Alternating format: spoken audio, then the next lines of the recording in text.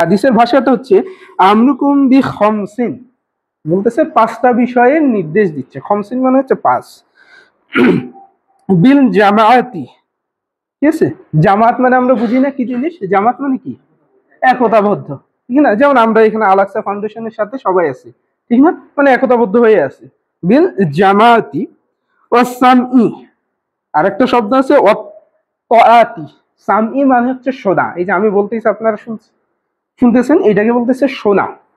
আর তয়াতি পরের শব্দটা যে আমরা শুনলাম, এই শোনা কথাটা যদি আমরা মানতে পারি, এটাকে বলতেছি আমরা তয়াতি। আমি এখানে কিছু বললাম, আপনারা যদি বাসায় গিয়ে এটা একটু হলেও চেষ্টা করেন, সেটাকে আমরা বলতেছি তয়াতি, অর্থাৎ আনুগত্য করা। আমি যে এখানে কিছু বলতেছি ওটা আপনি আনুগত্য করবেন, ওটাকে বলতেছি আমরা কি? তয়াতি। তাই বলেন তো প্রথম শব্দটা কি ছিল? জামাতি। তারপরটা সামঈ। তারপরটা বলেন না, জোরে বলেন, নাকি গোস্ত খেয়ে গলা সামনে হয়ে গেছে সব? এই খাওয়া দাওয়ার ব্যবস্থা করে এদের জন্য। সামি ও তয়াতি, ঠিক আছে। তারপর শব্দটা হচ্ছে ওয়াল হিজরত। হিজরত শব্দের সাথে কি আমরা এখানে কি অপরিচিত? কি জিনিস এটা একটু বলি তো। রাইট, অর্থাৎ এক স্থান থেকে, মানে ইন জেনারেল একটা সহজ স্বাভাবিক অর্থ যে এক জায়গা থেকে অন্য জায়গায় যাওয়া। এটার আরো অনেক মিনিং আছে, আপাতত আমরা এইটুকুই মনে রাখি। তারপর শব্দটা হচ্ছে ওয়াল জিহাদি ফি সাবিলিল্লাহ। জিহাদ কথাটা জানি আমরা সবাই, জিহাদ বলুক। জিহাদ মানে কি? আল্লাহর জন্য চেষ্টা না, সর্বাত্মক প্রচেষ্টা করা। টার্মটা কি? সর্বাত্মক। আমরা চেষ্টা করি, অনেকে ঘুমায় ঘুমায় অনেকে চেষ্টা করে না? আরে স্বপ্নে দেখতেছে, আরে আমি তো দেশ দখল করে ফেলছি, আমি তো ওই দেশের মহারাজা। এটাও তো চেষ্টা না? এটা চেষ্টা? চেষ্টা এটা? এটা কোনো চেষ্টাই না। আপনি বাসায় বসে বসে বলবেন যে আমার জমিতে ধান চাষ হয়ে যাবে, ওই ধান কেটে আমি আমার গোলায় ভরবো, এটা কোনো চেষ্টা না। প্রচেষ্টাটা কি? আপনি ওই কর্মপদ্ধতি পরিকল্পনা করবেন, ওইটার জন্য জীবন দিয়ে লড়বেন, যতক্ষণ না সাফল্য অর্জন হয়। সাফল্য অর্জন হতেও পারে, নাও হতে পারে। পাঁচটা জিনিস আমরা বললাম, একটা জামাত, একটা সামি অত্যাতি, একটা হিজরত, আর একটা জিহাদ। বলেন আপনার প্রথমটা জামাত, কয়টা? সামি, কয়টা? তয়াতি, তারপরটা কয়টা? জিহাদ। তাহলে আমাদের এই হাদিসের পাঁচটা বিষয় সম্পর্কে আমরা মোটামুটি জানলাম যে আমাদের রাসূল সাল্লাল্লাহু আলাইহি সাল্লাম আমাদের পাঁচটা বিষয় নির্দেশ দিচ্ছে। একটা, জামাতবদ্ধ হতে হবে, কথা শুনতে হবে। কার কথা? নেতার কথা শুনতে হবে, তার আনুগত্য করতে হবে। তারপরটা হিজরত করতে হবে, যদি সংগঠন বা আমাদের এই কাজগুলো করতে কখনো বাধা আসে, হিজরতও করার বিধান আছে। পরের শব্দটা কি? তারপরও যদি না হয়, জিহাদ পর্যন্ত আমাদের করতে হবে, ঠিক আছে। তারপরে অংশটা একটু বলি আমি। وَإِنَّهُ مَنْ خَرَجَ مِنَ الْجَمْعَةِ قَدْرُ شِبْرٍ فَقَدْ خَلَعَ। কথাটা অনেক বড়। এখানে বলতেছে যে ব্যক্তি এই জামাত থেকে বের হয়ে গেল স্ব ইচ্ছায়, মানে সহজ অনুবাদ যদি করি আমি আপনাদের কাছে, যে একজন ব্যক্তি তার কোনো একটা ইসলামিক কোনো একটা এলাকা বা যে কোনো হইতে পারে, সে একটা দলের সাথে আছে, সেটা সংঘবদ্ধ দল, এবং সেই দলটা ইসলামের জন্য কাজ করে, সে সেইখান থেকে বের হয়ে গেল কোনো কারণ ছাড়া, কোনো অজুহাত ছাড়া। সেইটা বলতেছে যে সে যখন এই জামাত থেকে বের হয়ে যায়, তার গলা থেকে সে ইসলামের যে রশি, ইসলামের যে বাঁধনটা আছে, সেটা খুলে ফেলে দিল, ঠিক আছে। বুঝতে পারছেন কথাটা? তারপরে যে শব্দটা বলতেছে রিবকাতাল ইসলাম মিন উনকিহি ইল্লা আন ইউরজিআ ওয়া মান দাআ বিদউনা জাহিলিয়া। তাহলে বলতেছে এই ব্যক্তিটা যখন এই সংগঠন থেকে এই রশিটা বের করে দিল, এবং এই অবস্থায় যদি তার মৃত্যু হয়, তার মৃত্যুটা হবে জাহিলিয়াতের মৃত্যু। জাহিলিয়াত শব্দটা আমরা মিনিং বুঝি তো না? জাহিলিয়াত মানে কি? অন্ধকারের যুগ, মানে যেখানে কোনো নিয়ম শৃঙ্খলা নাই, কেউ কোনো কথা মানে না, কেউ কোনো কিছু মেনে চলে না, যার যেমন চায়। একটা শব্দ আছে মাৎসন্যায়, আপনারা জানবেন, ঠিক আছে। মাৎসন্যায় মানে কেউ কাউকে পাত্তা দেয় না, কেউ কাউকে বুঝে না, যার ক্ষমতা সে এটা দখল করে নেয়। তাহলে আমি এখানে আপনাদের মধ্যে সিনিয়র, আমার মন চাইলো আমি এটা দখল করে নিলাম, এখানে কোনো নিয়ম শৃঙ্খলা নাই, এটাকে বলতেছেন যে জাহিলিয়াত, ঠিক আছে। তাহলে তার মৃত্যুটা হবে ওই জাহিলিয়াতের মৃত্যুর নেই, ঠিক আছে। তার পরের অংশটি বলছে যে সে যদি রোজাও রাখে, এখানে বলতেছে আন সামা অসাল্লাহ ওয়া জাইমা আন্নাহু মুসলিম, বলতেছে এই লোকটা যদি, অর্থাৎ যে লোকটার কথা বলতেছে জামাত ত্যাগ করে গেল, সে যদি নামাজও রাখে, রোজাও রাখে, সিয়াম পালন করে, তারপরে সে কি জাহান্নামী হবে? সাহাবীরা এই কোশ্চেনটা 2বার করছে, তারপরে কি জাহান্নামী হবে? রাসূল সাল্লাল্লাহু আলাইহি সাল্লাম বলতেছে হ্যাঁ, তারপরও সে জাহান্নামী হবে। আমরা একটু ধারাবাহিক আলোচনায় যাই। তা আমাদের এখানে প্রথম শব্দটা ছিল জামাত, ঠিক না? জামাতের যদি আমরা সহজ সরল মিনিং করি, ওই জামাত না আবার, হ্যাঁ, ঠিক আছে? জামাত তো আমরা মসজিদের যখন নামাজে দাঁড়াই, ওটাও কিন্তু জামাত, ঠিক না? তো জামাতের এখানে মিনিং হচ্ছে একতাবদ্ধ হওয়া। একতাবদ্ধ হওয়া কি মানে? একতাবদ্ধ হওয়া। তাহলে এখানকার যদি আমি একটা ঘটনা বা একটা জিনিস আপনাকে মনে করাই দিই, যে আমরা মানুষ, আমরা কি সামাজিক জীব না? আমরা কি কখনো একা থাকতে পারি? আপনার নিজেরা একটু কল্পনা করেন তো, এই দুনিয়ায় কেউ কি একা? এই যে গাছপালা থেকে শুরু করে সবগুলার একটা পুরুষ আছে, একটা নারী আছেন। আপনার বাসা থেকে কল্পনা করেন, আপনার আব্বা আম্মা, আপনার ভাই বোন, অর্থাৎ প্রতিটা জিনিসকে আল্লাহ এমন ভাবে তৈরি করছে যে ওরা জোড়া, ওরা একতাবদ্ধ, ওরা সঙ্গবদ্ধ, ঠিক না? এইভাবেই কিন্তু আল্লাহ তাআলার রীতিটা চলে আসতেছে। আমি ক্লিয়ার? আমরা সেই জামাতে থাকা বা এই জামাতে থাকার উপকারিতাটা কি, আপনারা এখানে যারা আছেন তারা মোটামুটি জানতে পারতেছেন। এই যে আজকের এই রৌদ্রপ্রখর দিনেও দেখেন আপনারা এখানে এসে একটা হইলেও আল্লাহ তাআলার কথা শুনতে পারতেছেন, তার হাদিসের একটা বাণী শুনতে পারতেছেন। আপনার মতো এই এলাকায় ছেলেপেলের সংখ্যা কি কম? কম বলেন তো আপনারা? নিহত আরো 10 গুণেরও বেশি হবে না ছেলেপেলে? কিন্তু তাদের সৌভাগ্য বা আল্লাহ তাআলা তাদেরকে কি এখানে বসার তৌফিক দিছে? আল্লাহ তাআলার এই নামটা শোনার কি তাদের এই তৌফিক দিছে? দেয়নি। তবে নিশ্চয়ই আপনারা কি আল্লাহ তাআলার থেকে সিলেক্টেড একটা পার্সন, ঠিক না? যারা এইখানে আজকে সমবেত হইতে পারছে। কারণ একটা কি, সেটা হচ্ছে আল-আকসা ফাউন্ডেশন। যারা কি করছে, এই ফাউন্ডেশন আমাদেরকে এখানে একতাবদ্ধ করছে, ঠিক না? তাহলে এই জামাত হওয়ার সুফল আছে কিনা বলেন তো? অবশ্যই আছে। এই সুফল তো আপনারাই পাচ্ছেন, আমি পাচ্ছি, ঠিক না? ওকে। তারপরে কয়েকটা কুরআনের আয়াত দিয়ে আমি বিষয়টা ক্লিয়ার করি। আসলে আমাদের জামাতবদ্ধ থাকতে হবে কেন? সূরা আলে ইমরানের 103 নম্বর আয়াতে বলতেছে আল্লাহ তাআলা, ঠিক আছে? আউযু বিল্লাহি মিনাশ শাইতানির রাজিম। ওয়া তাসিমু বিহাবলিল্লাহি জামিআ ওয়া লা তাফাররাকু। এই আয়াতটা আপনারা অনেকে শুনছেন বা জানেন। এর মিনিং হচ্ছে যে তোমরা সংঘবদ্ধভাবে আল্লাহর রজ্জুকে ধারণ করো, কখনো বিচ্ছিন্ন হয় না। দেখেন এখানে আল্লাহ তাআলা বলে দিচ্ছে যে আমরা আল্লাহর রজ্জুকে কিভাবে ধারণ করব। বলেন না, কথা বলেন, কিভাবে? আল্লাহ তাআলা বলে না এই যে তুমি তোমার মতো চেষ্টা করো, তুমি তোমার মতো সাধনা করো, তুমি সবকিছু উল্টাই ফেলো একাই করে, কিন্তু আল্লাহ কিন্তু বলে না। আল্লাহ বলছে কি সংঘবদ্ধ ভাবে চেষ্টা করতে বলছে। তারপরে বা তার আগের আয়াত 101 নম্বর আয়াতে আল্লাহ তাআলা কি বলতেছে? আর যে ব্যক্তি আল্লাহর রজ্জুকে শক্তভাবে ধারণ করে, অর্থাৎ যে সংঘবদ্ধ ভাবে চেষ্টা করতেছে, সে নিশ্চয়ই সত্য সঠিক পথে প্রদর্শিত হবে, ঠিক আছে? মানে তার সম্ভাবনা সঠিক পথে যাওয়ার সবচেয়ে বেশি, সে যদি সংঘবদ্ধ ভাবে চেষ্টা করে। আল্লাহ তাআলার ফয়সালা দেখেন এইখানে, যে আল্লাহ বলেই দিল সংঘবদ্ধ চলো, এটা ফল কি? সে নিশ্চয়ই সত্য বা সঠিক পথে থাকবে। এটা কি আপনাদের কি মনে হয় যে আমরা যদি সত্য সঠিক পথে না থেকে আমাদের এই জীবনে কোনো মূল্য আছে?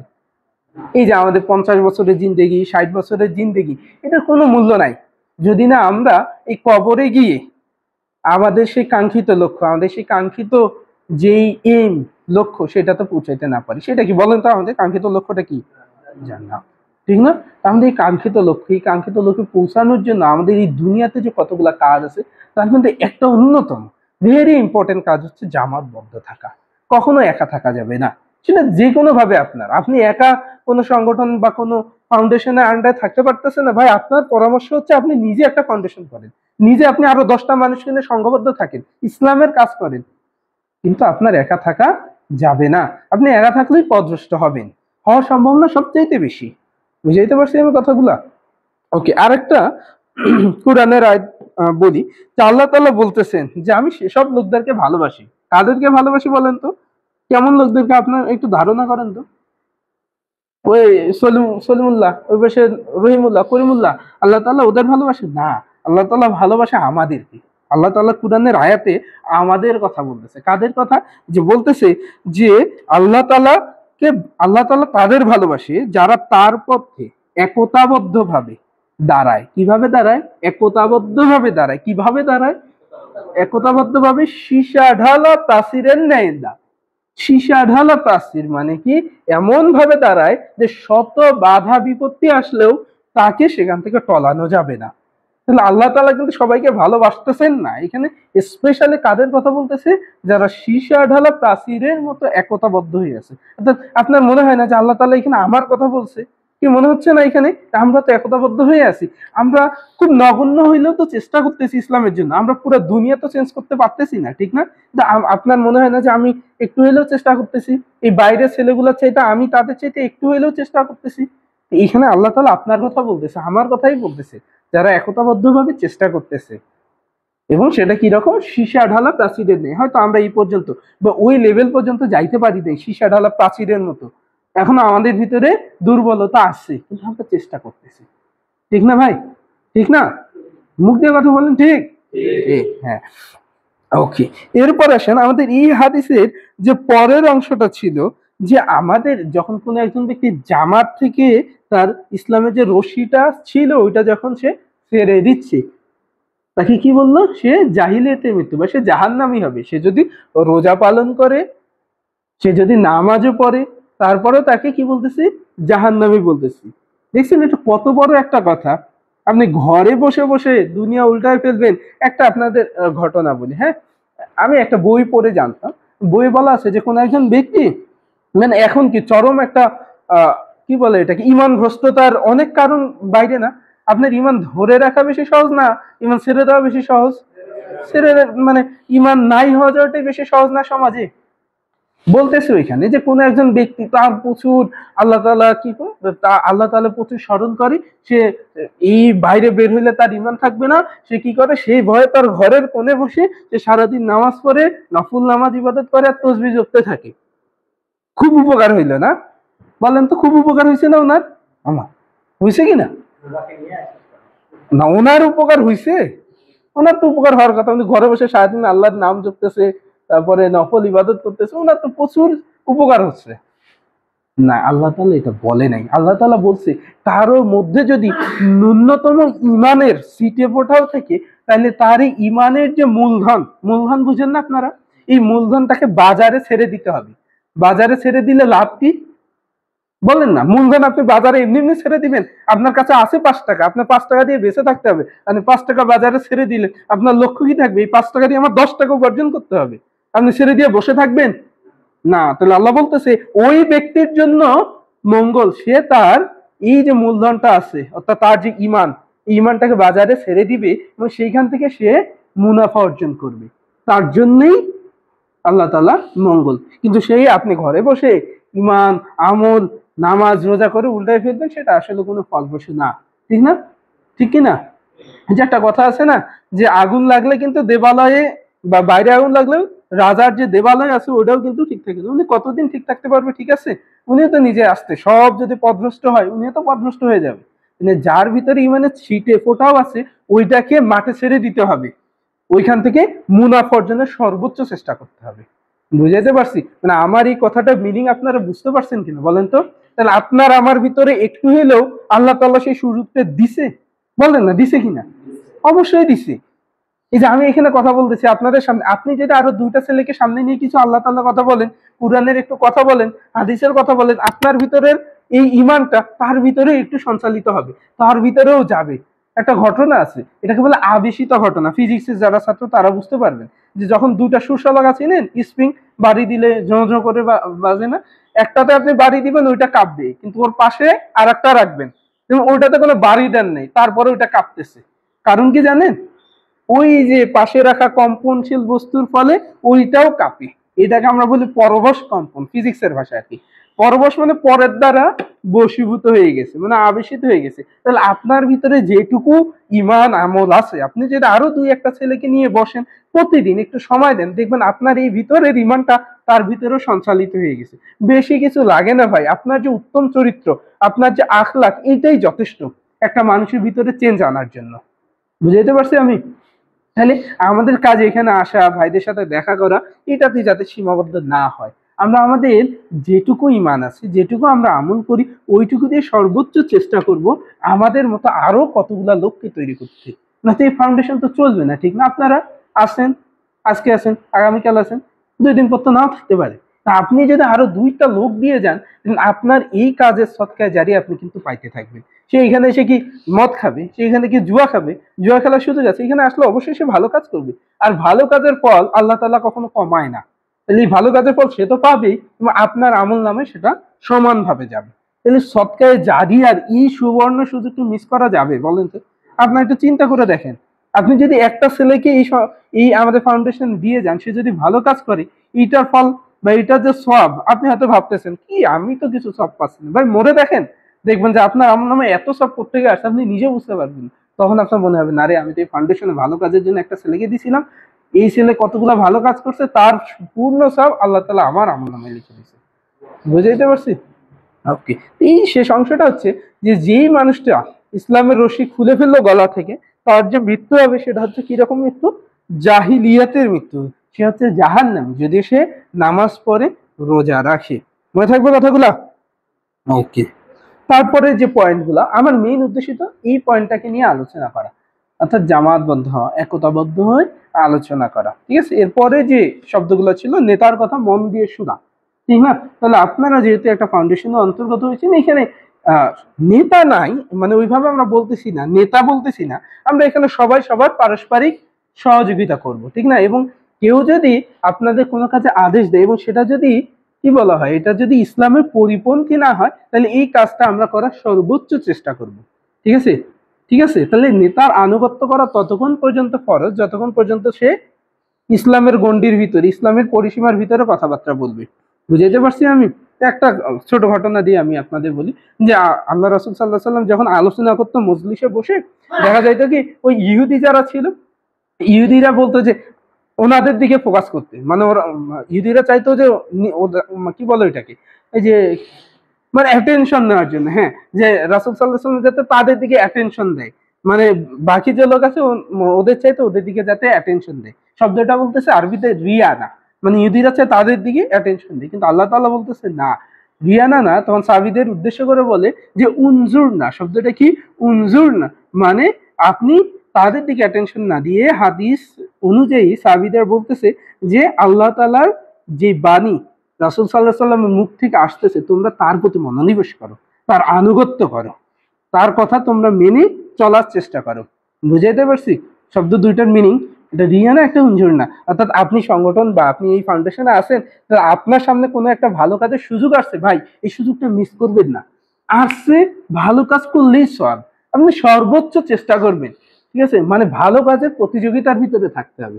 আপনি একটা ভালো, আসলে ভালো কাজ করার আর একটা ইম্পর্টেন্ট জিনিস কি জানেন? এটার জন্য আপনি মানে একটা তৃপ্তি অনুভব করবেন আপনার ভিতরে, এটা অন্য কোনো কাজ করে আসলে পাওয়া যায় না। আপনি দিন শেষে যত ধরেন যে আপনার আজকে একটা ফাউন্ডেশন একটা ভালো কাজ করছেন, এটা দেখবেন দিন শেষে রাতে যখন ঘুমাইতে যান তখন একটা তৃপ্তি লাগে, না আজকে আমি একটা ভালো কাজ করছি, আল্লাহ আমাকে তৌফিকটা দিছে। এবং ভালো কাজের তৌফিক যখন আপনি শুকরিয়া করবেন আলহামদুলিল্লাহ বলে, দেখবেন আল্লাহ তাআলা আপনার অন্তরে এটা আরো বাড়াই দিবেন। এই শুকরিয়ার যে ফল, এটা আপনি আরো বেশি করে ভোগ করবেন। তাহলে আমাদের সামনে যখনই কোনো সুযোগ আসবে, আমাদের নেতা বা আমাদের যে দায়িত্বশীলরা আছে তারা যেটুকু বলবে আমরা সর্বোচ্চ মানার চেষ্টা করব। মানতে পারি না পারি চেষ্টা করবো ইনশাল্লাহ, ঠিক আছে, আনুগত্য করার চেষ্টা করব। ঠিক আছে ভাইয়েরা, বুঝতে পারছি এ পর্যন্ত? তারপরে আলোচনা অনেক বড় হয়ে যাচ্ছে, আমি জানি যে মানুষের আসলে অ্যাটেনশন সায়েন্টিফিক্যালি 20 মিনিটের বেশি থাকে না। তারপরে অনেকের মেজাজ অন্যদিকে যায়, অনেকের ব্রেন কাজ করা বন্ধ করে দেয়, অনেকে অনেক উল্টাপাল্টা চিন্তা করে। এই জন্য আমি আর 5 মিনিটে শেষ করে দিব। এরপরে যে টার্মটা ছিল হিজরত, আসলে হিজরত শব্দটা যদি পারিভাষিক অর্থ করি, হিজরত মানে হচ্ছে যে যে কোনো প্রতিকূল অবস্থা থেকে নিজেকে বিরত রাখা। যেমন এই যে আমাদের হিজরতের যেই আমরা উদাহরণগুলা জানি কি, যে রাসূল সাল্লাল্লাহু আলাইহি ওয়াসাল্লাম হিজরত করে কখন? যখন তার ওই মক্কায় থাকার পরিবেশটা ছিল না, তখন কি হচ্ছে, সে মদিনায় হিজরত করছে। আসলে হিজরতের মিনিং আরো অনেক। হিজরত হইতে পারে কি, আপনার যে অন্তরে, আপনার অন্তরে যে পাপ কাজ করার যে ইয়েটা হচ্ছে, কি বলে এটাকে, কি বলে এটাকে, মানে বাংলা শব্দটা খুঁজে পাচ্ছি না, ইংলিশটা মাথায় আসতেছে। হ্যাঁ, মানে না না, কাজটা করার ইচ্ছা, প্রবল ইচ্ছা হচ্ছে আপনার, হ্যাঁ, কিন্তু আপনি এইটা থেকে নিজেকে হিজরত করলেন, যে বিরত থাকলেন, নিজের মনকে অন্য কাজে ব্যস্ত রাখলেন, আপনার যে নফস, এই নফসটাকে আপনি বিরত রাখলেন, এটা ওয়ান কাইন্ড অফ একটা হিজরত। ঠিক আছে, তাহলে আমরা যখনই, যদিও হিজরতের যে মেইন উদ্দেশ্য বা যে মেইন যে পারিভাষিক অর্থে, এটা আমাদের এইখানে প্রযোজ্য না, ঠিক না? আমাদের তো এখানে প্রযোজ্য আছে এখন, ওটা তো আমরা প্রযোজ্য নাই। মনে থাকবো কথাটা। তাহলে হিজরতে এখানে পারিভাষিক শব্দটা হচ্ছে কি, যে কোনো কাজ, সেটা যদি মন্দ কাজ হয়, ধরেন আপনার দুই বন্ধু মিলে মোবাইলে গেমস খেলতেছে, আপনি গিয়ে বসলেন এখানে, তাদেরকে আপনি চেষ্টা করলেন যে না বন্ধু গেম খেলিস না, গেম খেলা ভালো কাজ না, এটা সময়ের অপচয়, পারলেন না, তাহলে আপনার এখানে থাকার দরকার নেই, আপনি ওইখান থেকে আপনার প্রস্থান করে যাওয়া ওয়ান কাইন্ড অফ একটা হিজরত। এটা খারাপ কাজ হচ্ছে, আপনি সর্বোচ্চ প্রতিরোধ করলেন, হচ্ছে না, ওইখান থেকে আপনার প্রস্থান করা উত্তম, ঠিক না? তাহলে এটা ওয়ান কাইন্ড অফ একটা হিজরতের ভিতরেই পড়ে। তারপরে শব্দটা ছিল জিহাদ ফি সাবিলিল্লাহ। এটার মিনিং আমরা সবাই জানি, যে মার ধর কাটাকাটি কর, ঠিক না? এই যে গরু জবাই করে আসছেন সবাই ওই মেজাজে আছেন, ধরবো মারবো কাটাকাটি করবো, জিহাদ মানে আসলে এই মিনিং না, জিহাদের অনেক মিনিং, তার ভিতরে একটা বললাম শুরুতেই, সর্বাত্মক প্রচেষ্টা করা। কি মিনিং? সর্বাত্মক প্রচেষ্টা করা, যে কোনো কাজে, যে কোনো ভালো কাজ, খারাপ কাজের কথা বলি না এখন। আপনার একটা মেয়ের মন পাইতে হবে, এটার জন্য আপনি যদি সর্বাত্মক প্রচেষ্টা করেন, ওইটাকে আপনি জিহাদ বলে চালাই দিবেন, হবে নাকি এটা? না, অনেকে আছে যে কুরআন হাদিসের এমন এমন ব্যাখ্যা বানায়, এ ভাই রে ভাই কি বলবো, কোত্থেকে যে এইসব ব্যাখ্যা পায়, ঠিক না? আর বলে না, কয়দিন আগে একটা খুব ভাইরাল, যে মনের পর্দায় বড় পর্দা। আজব কথা, মন তার আবার পর্দা, ওইটা আবার বলে বড় পর্দা। এটা এটা কোনো কথা? ওই রকম যদি আপনি বলেন আমি ওই মেয়ের মন পাওয়ার জন্য সর্বাত্মক প্রচেষ্টা করতেছি, এটাও তো জিহাদ। আরে বাবা, ওটা তো হালাল হইতে হবে না? তাহলে জিহাদের আসল ফর্ম হচ্ছে সর্বাত্মক প্রচেষ্টা, এটা ভালো কাজের জন্য হইতে হবে, ঠিক আছে? ভালো কাজ, যে কোনো ভালো কাজ হইতে পারে। আর আপনি ভাবতেছেন যে আমার নফস চাচ্ছে এখন আমি ফোনে যাব, ফোনে গিয়ে আমার যে দুনিয়া, ফোনের তো সবারই একটা দুইটা করে দুনিয়া, যদিও এটা শুনতে খারাপ লাগে, হ্যাঁ, আমি আপনাদের সামনে জাস্ট একটা কথা বলি ভাইরা, আমরা ইয়াং, আমাদের যেই ভয়টা আমরা করি সেটা আসলে সত্য, ঠিক না? যে যেটা কথা আমি ইনডিরেক্টলি বলতে যাচ্ছি, হ্যাঁ, আমি মেডিকেলের ছাত্র, আমি ডাক্তার, আমি খুব ওপেনলি এইসব কথা বলি, কিন্তু আপনাদের সামনে বলতেছি না, কারণ আমরা ভাই, আপনাদের আমি ভুলটা বা ভুল অনেকে করেন না, বা শুধরানোর যে ওয়ে, এটা একটু বলে দিই, ঠিক আছে? আমাদের সবারই ভুলটা হয়ে যায় যুবক বয়সে, ঠিক আছে? আমরা এটা থেকে সর্বোচ্চ বিরত থাকার চেষ্টা করবো, বিরত থাকে এমনি এমনি হবে না, এমনি এমনি হবে আপনি জীবনেও পারবেন না এমনি এমনি। এটা একটা সাইন্টিফিক্যালি প্রুফ দিই, আপনার যখনই কোনো খারাপ কাজ করার প্রসেসটা হবে, এবং এই যে প্রসেসটা, এইটার জন্য যে দায়ী, ধরেন এই ফোনটা আমার এই খারাপ কাজের জন্য দায়ী, কি করবেন? আপনার ফোনটা আপনার মাকে দিয়ে আসবেন। যখনই আপনার মনের ভিতরে শয়তান চিন্তাটা চলে আসবে, ফোনটা আপনি মাকে দিয়ে আসবেন, বা ভাইকে দিবেন, বা আব্বাকে দিবেন, কিন্তু এমন জায়গায় রাখবেন যেটা রিস্ক আপনি আগামী 8 ঘন্টায় পাবেন না, অর্থাৎ খারাপ চিন্তা আপনার ওই 8 ঘন্টা পর্যন্ত আপনার মাথায় থাকবে। তারপর দেখবেন ওইটা যদি আপনি অন্য কাজে ব্যস্ত হয়ে যান, এটা আর কাজ করবেন, ওটা দমিত হয়ে যাবে।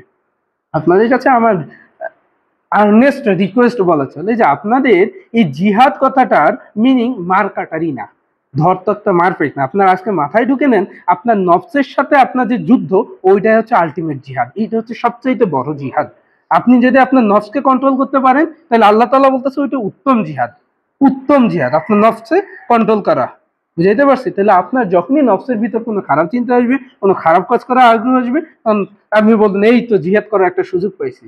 আসলে জিহাদের যেই ফজিলত, এটা আসলে আমার মতো তুচ্ছ ব্যক্তি বর্ণনা করে শেষ করতে পারবে না। আর দেখেন, আমাদের সামনে প্রতিদিন জিহাদ করার অপশন আসে, আল্লাহ তাআলা আমাদের জিহাদের সুযোগ দেয়, দেয় কি না? আমাদের, আমরা তো মানুষ, আমাদের দিনে 1000টা খারাপ কাজ করার ইচ্ছা জাগে। আপনি যদি 1000টা কাজের জন্য নিজের মনকে, নিজের নফসকে ঠেকাইতে পারেন, তাহলে আপনি 1000টা জিহাদ একদিনে করে ফেলবেন। তাহলে এইটা যে সব, এটা কি কম? বুঝাইতে পারছি আপনাকে? আপনার মনে হইতে পারে মারামারি তো করলাম না, আমার জিহাদ হয়ে গেল। না, আপনার নফসকে যদি আপনি কন্ট্রোল করতে পারেন, এটা সবচেয়ে বড় জিহাদ। বুঝাইতে পারছি আমি কথাগুলো? যদিও অনেক এলোমেলো কথা বলছি, আমি আরেকটু আরেকটু শুরু থেকে রিভার্স করে শেষ করে দিব। হ্যাঁ, আমরা 5টা বিষয় নিয়ে আলোচনা করছি আজকে। প্রথমটা ছিল জামাতবদ্ধ হওয়া, তারপরটা ছিল নেতার কথা শোনা, তারপরটা মানা, তারপরটা হিজরত, তারপরটা জিহাদ ফিসাবিলিল্লাহ। তারপরে এই হাদিসের পরের অংশ কি ছিল? হ্যাঁ, তার যে ব্যক্তিটা জামাত বা সংঘবদ্ধ জীবন থেকে ইসলামের রশি মানে সেরে গেল, সে তার গলা থেকে ইসলামের রশিটা খুলে ফেললো, এবং তার এই মৃত্যুটা কিরকম হবে? জাহিলিয়াতে মৃত্যু, সে জাহান্নামী হবে। সে যদি নামাজ রাখে, রোজা করে, তারপরেও সে জাহান্নামী হচ্ছে। ঠিক আছে, মনে থাকবে কথাটা? তাহলে আমাদের এই যে আমল, বা আমাদের এই যে আমলটাকে ধরে রাখার জন্য যে প্রসেসটা, এটার জন্য একটা সংঘবদ্ধ জীবন অবশ্যই অবশ্যই অবশ্যই দরকার। আপনি বাবা কখনোই ফেরেশতা হয়ে থাকতে পারবেন না। একা থাকা মানেই কি? ভেড়ার পাল আর একটা ভেড়া, কোনটাকে অ্যাটাক করা বেশি সহজ বলেন তো? একটা ভেড়া, ঠিক না? তাহলে আপনি যখন সংঘবদ্ধভাবে থাকবেন, আপনার চেঞ্জটা হবে খুব র্যাপিডলি, খুব দ্রুত, আপনি নিজেও চিন্তা করতে পারবেন না, ঠিক আছে, যে আপনার চেঞ্জ কিভাবে হচ্ছে। কারণ মানুষ হচ্ছে সামাজিক জীব, মানুষ তার আশেপাশ থেকেই অনেক বেশি শিক্ষা গ্রহণ করে।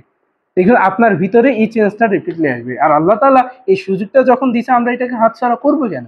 আল্লাহ তাআলা আমাদেরকে ফাউন্ডেশনের আন্ডারে একত্রে থাকার সুযোগ দিছে, তাহলে আমরা এই সুযোগটা নিবই এবং এই সৎকারে জারিয়া যাতে অব্যাহত থাকে এর জন্য আমরা আরো আমাদের সদস্যের সংখ্যা বাড়াবো। আমাদের এই আলাক্সা ফাউন্ডেশনকে আমরা শুধুমাত্র এই ফকিরবাজার খোলাহাটি পার্বতীপুরে সীমাবদ্ধ করবো না, ইনশাল্লাহ আমরা এটার জন্য সর্বোচ্চ প্রচেষ্টা চালাবো।